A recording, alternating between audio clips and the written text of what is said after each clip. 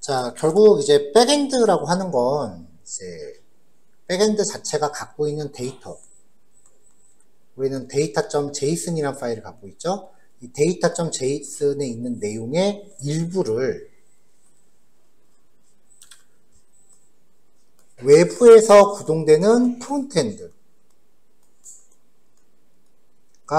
URL 형태로 접근을 해서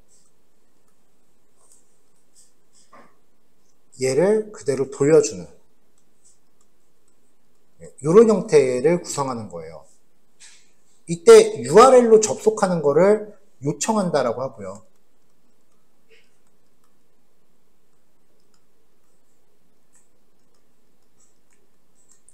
그 다음에 결과를 받는 거를 응답한다라고 해요.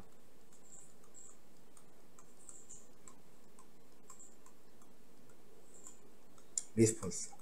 리퀘스트랑 리스폰스라는 단어 기억하셔야 돼요. 그래서 요청 보낼 때 변수 이름을 풀로 다 리퀘스트라고 적거나 REQ라고 하는 경우가 많고요.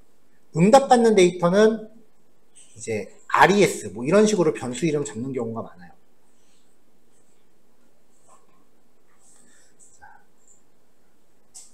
자, 우리 회사가 갖고 있는 어떤 업무 형태, 업무상 필요한 데이터를 이런 식으로 이제 만들어도 되겠지만, 예를 들어서 네이버가 자기네가 갖고 있는 걔네 데이터 많잖아요. 엄청 많잖아. 자기네가 갖고 있는 데이터의 일부를 이런 식으로 운영을 하는 거예요. 그래서 필요한 사람들은 아무나 접속해서 가져가세요. 이런 형태로 운영되는 걸 오픈 API라고 해요. 주로 조회 기능만 하고 있고요. 근데 무한정 오픈되진 않아요. 일단은 이 만약에 네이버 오픈 API를 연동한다라고 하면은 네이버에 가입된 회원이다라는 걸 인증할 수 있는 변수를 우리가 쿼리 스트링에 포함시켜서 보내야 돼요. 그걸 보통 이제 API 키라고 부릅니다. 오픈 API를 제공하는 사이트에 회원가입을 한 다음에 API 사용 신청을 하면은 얘네가 어떤 암호화된 문자열을 하나 발급을 해줘요. 그거를 쿼리 스트링 변수로 돌려줘야 돼요. 그럼 얘네가 그걸로 우리 회원이구나, 회원이 요청하는 거구나 라고 확인을 하는 거죠. 그 다음에 두 번째는 무한정 접속할 수 있는 건 아니에요. 대부분 하루에 접속할 수 있는 횟수가 제한돼 있어요. 왜냐면 이걸 무한정으로 풀어놓으면은 막 반복문 같은 거 겁나 돌려서 데이터 긁어가는 애들이 수두룩해요. 그래가지고 무한정 오픈해주지는 않아요.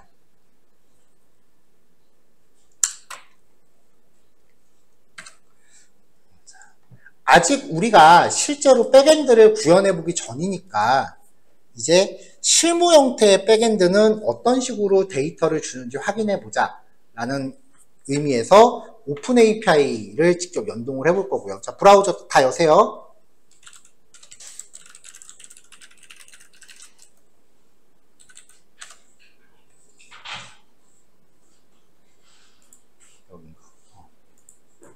자, 영화진흥위원회 API라고 검색을 하시면 영화진흥위원회 오픈 API, 뭐 코비스 통합전산망이라는 사이트가 나와요.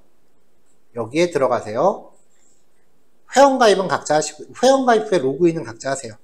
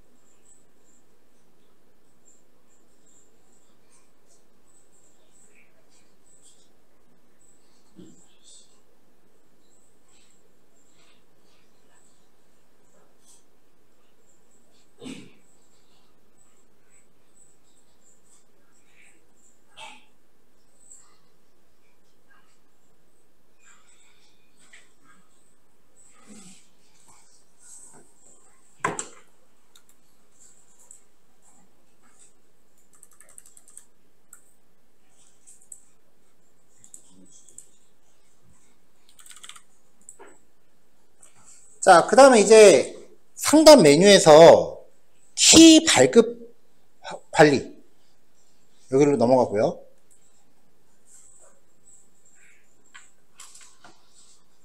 여기서 키 발급받기 버튼을 누르세요.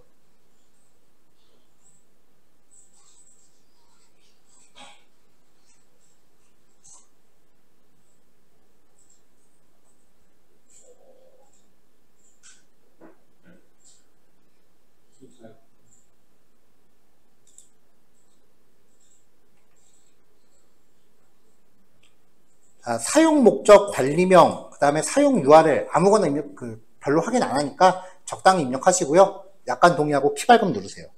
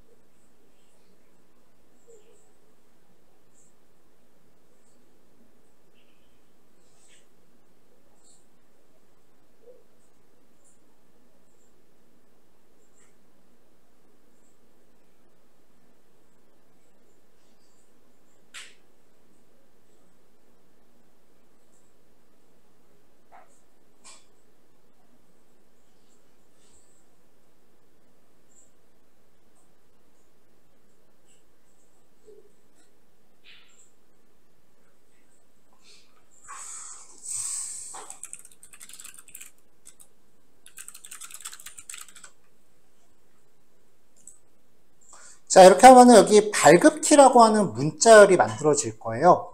이거를 잘 복사를 해 놓으세요.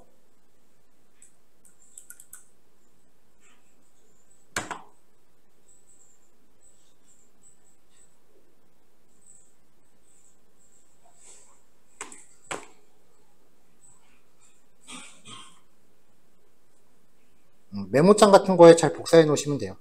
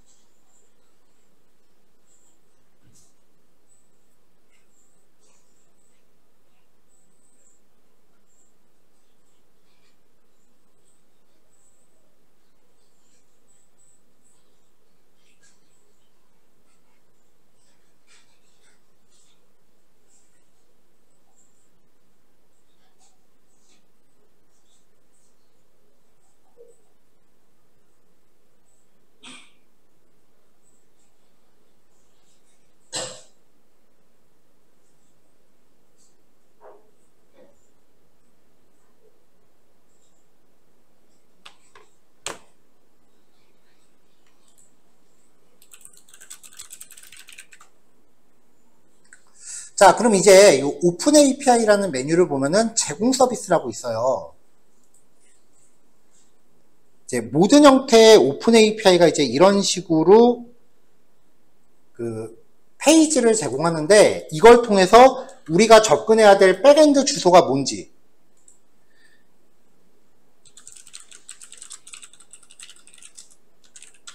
그리고 얘네한테 보내야 되는 쿼리 스트링 파라미터는 뭔지 이런 것들에 대한 매뉴얼이에요.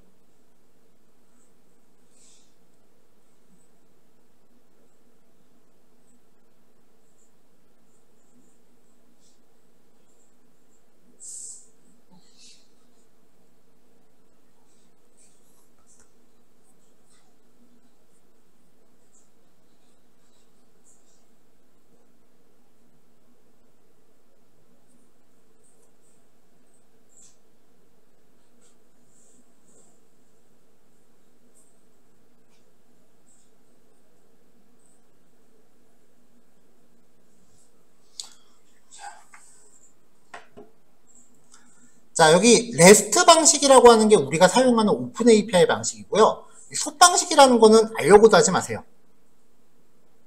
망해서 안 써요, 이거. 이게 2001년도에 나온 방식인데 너무 어려워서 제 기억으로 이거 한 2, 3년 어그로 끌다 없어졌어요. 자, 이게 기본 요청 URL이래요. 여기에 마지막에 확장자가 XML 또는 JSON이라고 되어 있죠. 이제 여러분들이 이런 걸 읽고서 연동하는 방법을 스스로 터득해야 돼요.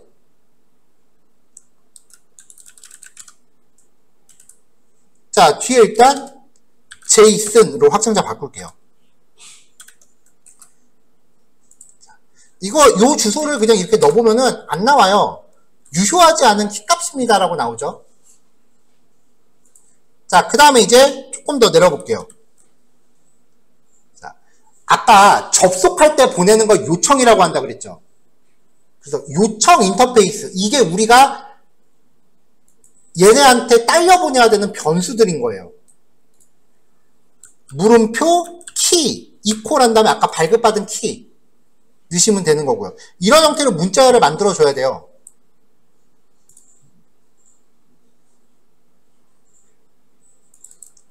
자, 저도 제가 발급받은 키 넣고요. 그 다음에 타겟 dt 필수값이래요. and 타겟 dt 여기에다가 조회하고자 하는 날짜를 연월일 4자리 문자열 형식입니다. 이거 2024년 09월 05일 이런 식으로 돼야 되는데 얘네 매뉴얼에 하나 안 적혀 있는 게 있어요. 당일 데이터는 안 줘요. 왜냐면 이게 영화 박스오피스 데이터인데 오늘이 지나가야 사람들이 영화 본 걸 집계하죠. 오늘 데이터는 당연히 안 나오는 거야, 집계는. 그래서 하루 전날까지 줘야 되고요. 자, 그 밖에 나머지 정보들. 나머지는 필수 아니에요. 아이템 퍼 페이지, 결과 행의 개수. 기본이 10개인데 최대 10개까지밖에 안 준대요. 디폴트가 10이라는 거는 요거 설정 안 하면 그냥 10개는 준다는 얘기잖아. 생략. 멀티무비 YN, 다양성 영화랑 상업 영화를 구분지어서 조회할 수 있대. YN으로. 근데 디폴트가 전체래.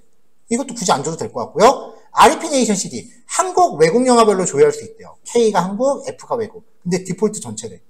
이것도 안 줘도 되고. 와이드 에리어 CD, 지역별로 조회할 수 있는데 이것도 기본이 전체래요.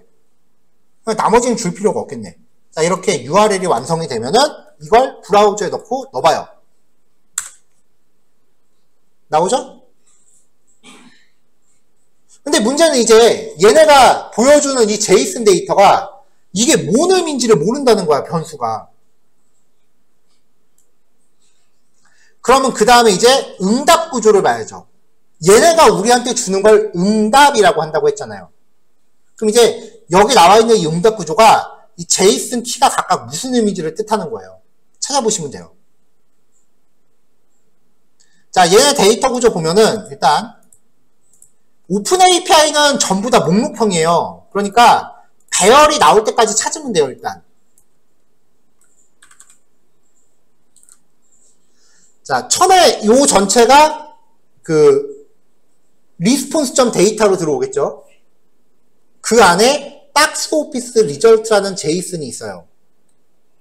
요 안에 하나, 둘, 세 개가 있는데 이름이랑 조회 기간은 뭐 필요 없잖아요. 필요한 건 요거지, 배열. 배열이 나올 때까지 제이슨을 계속 파고 들어가세요. 그러니까 response. 데이터가 요거면 이 안에 박스오피스 리절트, 데일리 박스오피스 리스트 이걸로 반복 돌리면 돼요. 그러면 요거 하나하나가 이제 V가 되겠죠? 그 V 안에 들어있는 게 도대체 뭔 말인지 모르겠다 라고 하면 이제 이 표를 뒤져보는 거죠. 알럼, 순번, 랭크, 박스오피스 순위, 랭크 인텀 얘는 전일 대비 순위 증감분. 이거는 신규 진입인지 뭔지. 안녕 할부지란 영화가 바로 1위로 등극했대. 신규 진입인데. 자, 무비 CD 대표 코드, 무비 NM 영화 제목, 오픈 DT 개봉일 이거 다 있어요. 자, 우리는 여기서 movie nm, 영화 제목하고요.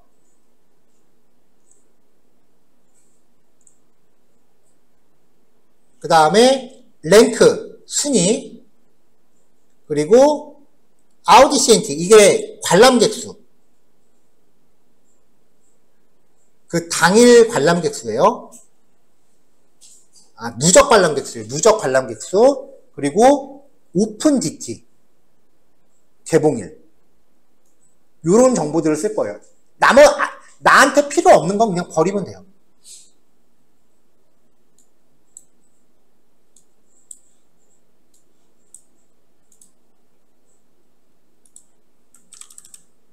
자, 로딩바 CSS 똑같이 복사해왔고요. 인풋 타입 데이트를 하나 넣습니다. 여기에서 날짜를 선택하면은 이런 식으로 우리가 자바스크립트에서 값을 취득할 수 있습니다. 결과를 출력할 부분을 테이블 태그로 준비했어요. 아까처럼 tbody에다가 반복 돌면서 넣을 거예요.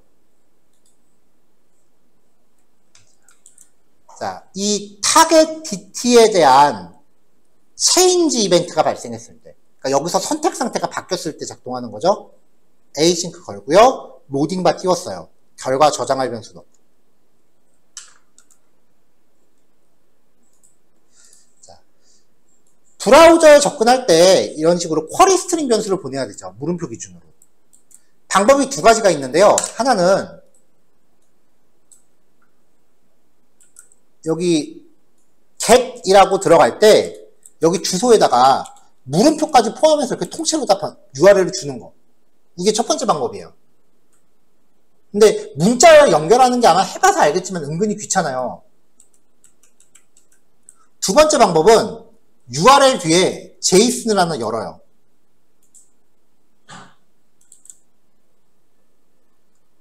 JSON을 하나 열고 여기에 파람스라는 하위 JSON을 또 넣어요. 여기다가 키는 발급받은 키, 그 다음에 타겟 DT는 이게 지금 인풋 타입 데이트의 체인지 이벤트죠. 스스로의 입력값에서 아까 연도값이 이렇게 온다 그랬죠. 이렇게. 근데 영화진흥위원회에서 요구하는 거는 빼기 기호가 빠져 있는 거예요. 그러니까 replace all, 빼기를 빈문자열로 바꿔라 라고 해서 덧붙여주는 거죠. 자, 결과가 제대로 오는지 콘솔.로그에 찍어봤습니다. 밑에 이 부분은 잠깐 덜어낼게요. 자, 콘솔.로그로 찍어봤어요. 일단 뭐라도 오는지 봐야지. 그래서 콘솔 열고서 날짜값을 바꿔봐요. 그러면 콘솔에 영화진흥위원회로부터의 데이터가 이렇게 추르륵 나옵니다.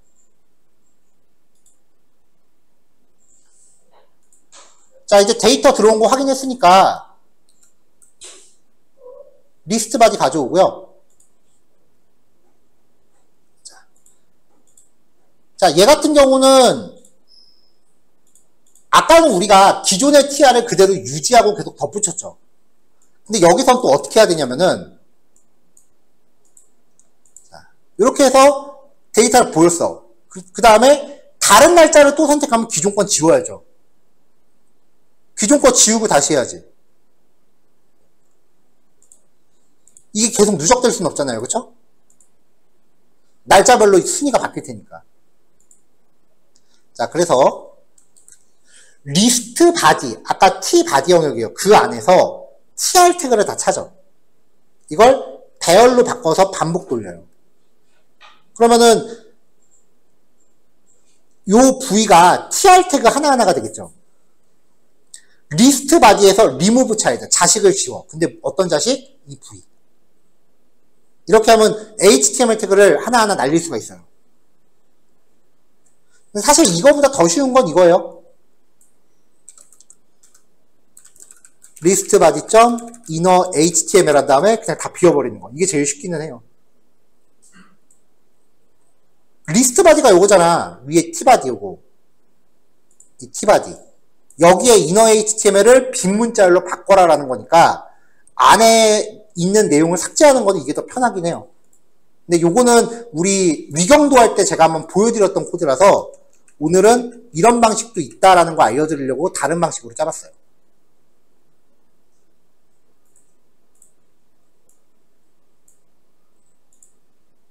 자, 리스폰스 데이터가 요거 전체고 이 안에 박스 오피스 리절트 안에 데일리 박스 오피스 리스트 요거죠? 얘가 배열이잖아요.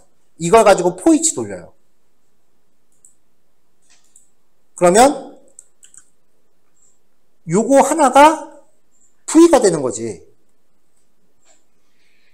tr 태그 만들어서 리스트 바디에 끼겨 넣고요. td 만들어서 v.랭크 출력하고 다시 tr에다가 넣어줘요. 마찬가지로 td 만들어서 영화 제목 만들어서 넣어주고 td 만들어서 관람 객수 추가해주고 td 만들어서 개봉일 넣어주고.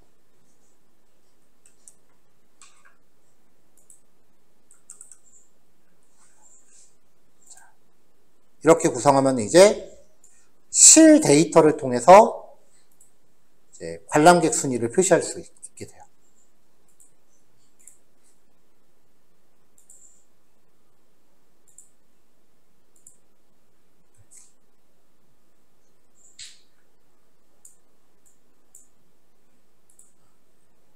자, 4시 반에 봅시다.